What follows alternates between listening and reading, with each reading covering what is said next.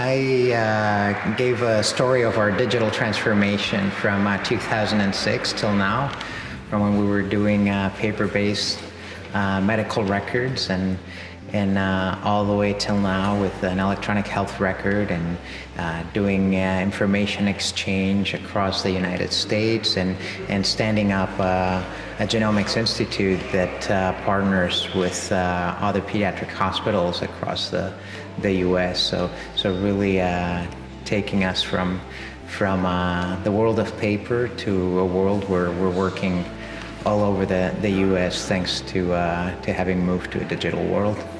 And we've seen improvements in patient outcomes and quality. We've seen improvements in our cost structure. We've seen gains in efficiency, and we've seen tremendous gains in patient satisfaction and staff and clinician satisfaction. So altogether, the digitalization of our operations have brought healthcare in our organization into the 21st century.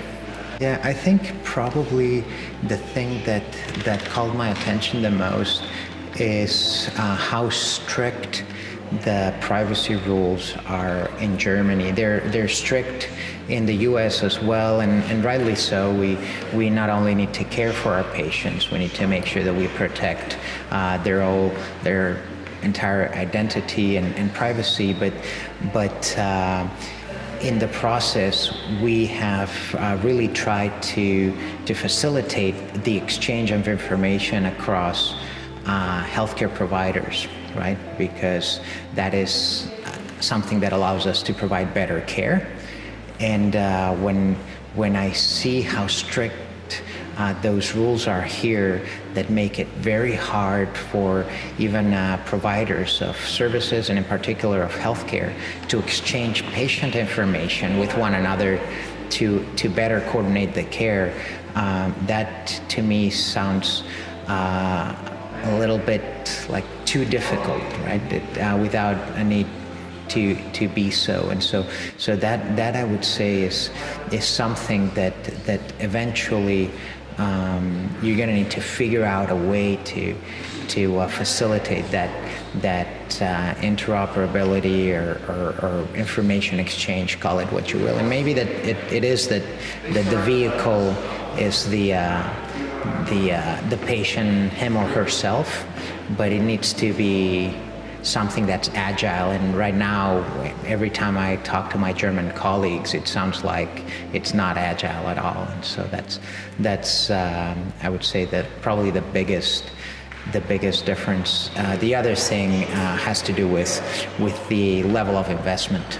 I think in the U.S., the average that we're seeing somewhere around 3.5% of an organization's budget goes into IT.